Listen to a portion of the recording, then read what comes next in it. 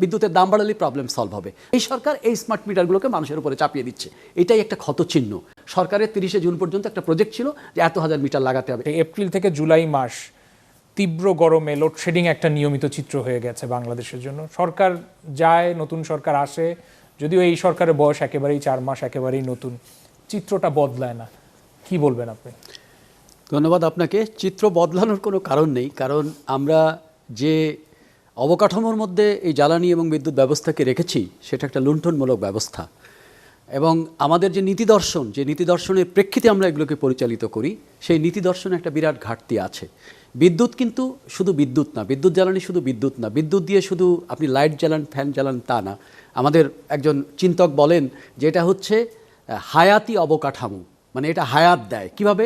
এটা দিয়ে আপনার হাসপাতাল চলে, এটা দিয়ে আপনার কৃষি চলে, এটা দিয়ে আপনার শিল্প চলে, এটা দিয়ে আপনার শিক্ষা চলে, ফলে একটা হায়াতি অবকাঠামো। বিদ্যুৎ একটা হায়াতি অবকাঠামো। যে প্রশ্নটা আপনি আনলেন, আমি ওই আলোচনায় পরে যাব। প্রথম কথা হচ্ছে যে এই 3 মাসে আপনার একটু গরম হয়, একটু মানুষের কনজাম্পশন বাড়ে, ফলে একটা চাহিদা বাড়ে। কিন্তু আপনি দেখেন আমাদের কিন্তু এখন বিদ্যুৎ উৎপাদনের যে ক্যাপাসিটি সেটা প্রায় 29,000 মেগাওয়াট। আমরা সর্বোচ্চ উৎপাদন করি, আমাদের লাগে 17,000 মেগাওয়াট। আপনার কিন্তু আমরা প্রথম থেকেই বলছি যে এই যে ব্যবস্থাপনাটা আপনি তৈরি করেছেন এটাই একটা ক্ষতচিহ্ন। কারণ যেখানে 29,000 আপনি তৈরি করে রেখেছেন, আপনার 14 থেকে 15,000 ম্যাক্সিমাম, তাহলে এই যে 29,000-এর ব্যয় আপনি 15,000-এর চাহিদার উপরে চালিয়েছে, এবং সব কিছু কিন্তু পাস থ্রু, এই প্রত্যেকটা খরচ কিন্তু শেষ পর্যন্ত যে ভোক্তাকে টানতে হয়। আমরা এবার যখন বিদ্যুতের দাম বাড়লো, বিআরসিতে আমি নিজেও ভোক্তাদের পক্ষে বাহাস করেছি, আমরা এই যুক্তিগুলো এনেছিলাম, কিন্তু বিআরসি ধরেন এগুলোতে তো আর কান দেয় না, তারা সরকারের কথা দিয়ে চলে। তারা মনে করেছে, তাদের যুক্তি ছিল বিদ্যুতের দাম বাড়ালেই প্রবলেম সলভ হবে। দেখেন বিদ্যুতের দাম বাড়ালে প্রবলেমটা কী হলো? বিদ্যুতের দাম বাড়ানোর ফলে আপনিই বললেন যে অবস্থা বদলালো না। বারবার আপনি দাম বাড়াচ্ছেন, কিন্তু আপনি তো লোডশেডিং কমাতে পারছেন না। কেন লোডশেডিং কমাতে পারছেন না? সেইটাই হচ্ছে মূল গলদ। আবার যখন লোডশেডিংয়ের প্রশ্ন আসছে, তখন আমি গ্রামকে বঞ্চিত করছেন, গ্রামকে আপনি একটা বৈষম্যের মধ্যে ঠেলে দিচ্ছেন। এবং মাননীয় মন্ত্রী এবার অ্যাড্রেস করেছেন যে এই জন্য আমরা ঢাকা শহরে 100 মেগাওয়াট করে দিয়ে ওই বৈষম্য কিছুটা কমাবো। তার মানে বৈষম্য আছে, 1 নম্বর। 2 নম্বর হচ্ছে বছরের পর বছর ধরে বিদ্যুৎ ও জ্বালানি খাতে একটা লুণ্ঠনমূলক অবকাঠামো তৈরি হয়েছে। এখানে ধরেন এই সরকার এসে 31টা প্রজেক্ট বাতিল করেছে। কেন বাতিল করেছে? এই গতকালকেও মাননীয় বিদ্যুৎ মন্ত্রী একটা অনুষ্ঠানে বলেছেন যে এখানে কত বড় বড় ভয়ঙ্কর প্রজেক্ট নেওয়া হয়েছে। যেমন ধরেন মিটার, এই যে আপনি উত্তরবঙ্গে যান, আপনি নীলফামারী, ডোমার, রংপুরে যান, সেখানে প্রতিদিন আন্দোলন চলতেছে স্মার্ট মিটার স্থাপন নিয়ে। কারণ কি? স্মার্ট মিটারগুলো কেনা হয়েছিল ব্যাপক দুর্নীতির মধ্য দিয়ে। এখন এই সরকার এই স্মার্ট মিটারগুলোকে মানুষের উপরে চাপিয়ে দিচ্ছে, মানুষ এটা নিতে চায় না। ঠিক আছে, যেমন আপনি দেখেছেন যে এই না চাওয়ার কারণ কি, বা না চাওয়ার কি সমস্যা? হ্যাঁ, প্রথম সমস্যা হচ্ছে যে আপনার যে মিটার আছে সেটা দিতে চলছে, আপনি কেন আমাকে এটা চাপিয়ে দেবেন? ঠিক আছে, চাপিয়ে যে দিচ্ছেন, কি শর্তে আপনি চাপিয়ে দিচ্ছেন? আমাকে তো আপনি কিছু বলছেন না যে এই শর্তে আপনাকে দিচ্ছি। আপনি যে আমার মিটারটা খুলে নিয়ে গেলেন, এটা যে আমি কিনে এনেছিলাম, সেটার জামানত কোথায় গেল? সেটার জামানত আপনি আমাকে দিচ্ছেন না। এবং আমরা এটা নিয়েও বিআরসিতে অভিযোগ দায়ের করেছি ভোক্তাদের পক্ষে, যে এরকম হয়েছে যে আপনার বাড়ির প্রিমিসিসে ঢোকে জোর করে মিটার চেঞ্জ করে চলে যাচ্ছে। এটা আপনি পারেন না, 1 নম্বর। 2 নম্বর, বিদ্যুৎ বিভাগের আদেশে বলা আছে যে ওই মিটারটাই আপনি স্মার্ট মিটার চেঞ্জ করবেন যে মিটারটা নষ্ট এবং খারাপ। আচ্ছা, নষ্ট, এবং আপনি নতুন মিটার দিবেন। কিন্তু এখন গয়রহ সমস্ত, কারণ সরকারের 30শে জুন পর্যন্ত একটা প্রজেক্ট ছিল যে এত হাজার মিটার লাগাতে হবে। এটা কোন মিটার? এটা ওই ফ্যাসিবাদী আমলে কেনা মিটার, যে মিটার নিয়ে ব্যাপক দুর্নীতির অভিযোগ আছে, এবং দুর্নীতি দমন কমিশনে এই বিষয়ে একটা তদন্ত চলছে, হাইকোর্টে একটা মামলা আছে।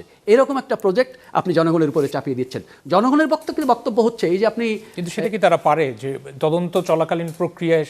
সরকার তো প্রজেক্ট বাস্তবায়ন করছে, গ্রাহকের কাছে সরকারের তো যারা এটা বাস্তবায়ন করছে, ধরেন ওখানে নেস্কো কাজ করছে, নেস্কোর কাজ হচ্ছে প্রজেক্ট বাস্তবায়ন করা, তার তো এগুলো দেখার কিছু নেই, সে তো তার মতো করছে। ওখানে বিক্ষোভ হচ্ছে, আন্দোলন হচ্ছে, সংগ্রাম হচ্ছে, মামলা হচ্ছে জনগণ। এবং এইবার দেখেন সরকারকে একটা ধন্যবাদ দিতে হয় যে এই জুন মাসে যখন বিদ্যুতের বিল নিয়ে একটা হইচই শুরু হলো, সরকার কিন্তু একটা বক্তব্য দিয়েছে। যদিও সেই বক্তব্যে জনগণ কতটুকু সন্তুষ্ট সেটা নিয়ে প্রশ্ন আছে, কারণ মানুষ বলছে জুন মাসে এসে তার বিদ্যুতের বিল বেড়ে যায়।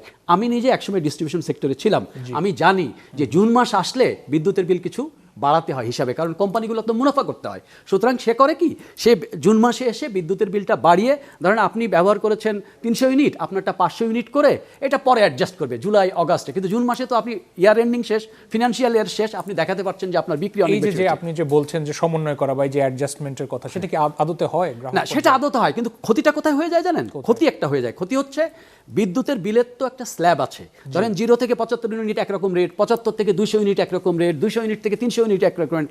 আমি কনজাম্পশন করি 100 ইউনিট, আমি 100 ইউনিটের বিল দিই। আপনি যখন জুন মাসে আমার জন্য 200 ইউনিট করে দিলেন, করে আপনি এটা অ্যাবজর্ব করবেন, কিন্তু 200 ইউনিট করলে আমি যে 3 টাকা রেটে বিল দিতাম, এটা আমাকে 6 টাকা রেটে দিতে হয়। তো এই এক্সট্রা টাকা তো আপনি আর আমাকে কোনোদিন পে ব্যাক করবেন না। হ্যাঁ, বিল অনেক বেড়ে যাচ্ছে। এই যে এখন যে প্রবলেমগুলো হচ্ছে, এই প্রবলেম সব কিন্তু সরকার যেভাবে বলছে যে এটা জুলাই মাসে আপনি বিদ্যুৎ বেশি ব্যবহার করেছেন, কিংবা বিশ্বকাপের জন্য ব্যবহার করেছেন, এসএসসি পরীক্ষার জন্য ব্যবহার করেছেন, শুধু এই কারণে এটার মধ্যে এটাও আছে। অনেক জায়গায় সরকার বলছেন যে করণিক ভুল বা ক্লারিক্যাল ভুল, মিস্টেক হয়েছে। আসলে এটা ইচ্ছাকৃত ভুল। এটা উচিত ছিল একটা জনগণকে নিয়ে একটা কমিটি করে একটা জন অডিট করা, যে জনগণের ওই যে অভিযোগটা, মানে এটা ঢালাও নাকি সত্যি সত্যি।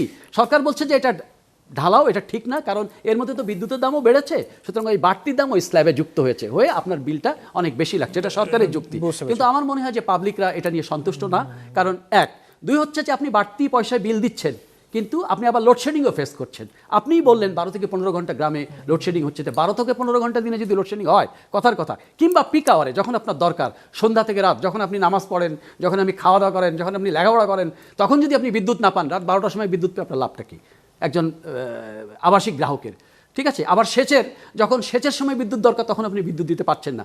তো এই যে আমরা পাচ্ছি না, আমরা এত বড় একটা কি বলে যে স্ট্রাকচার নিয়ে বসে আছি 29,000-এর, আমার চাহিদা 15,000-এর, আমার হাতে থাকছে 14,000, কিন্তু আমি সাপ্লাই দিতে পারছি না। আচ্ছা, আপনার উত্তরে পুরো বিষয়টা বেশ ভালো করে উঠে এসছে বিস্তারিত।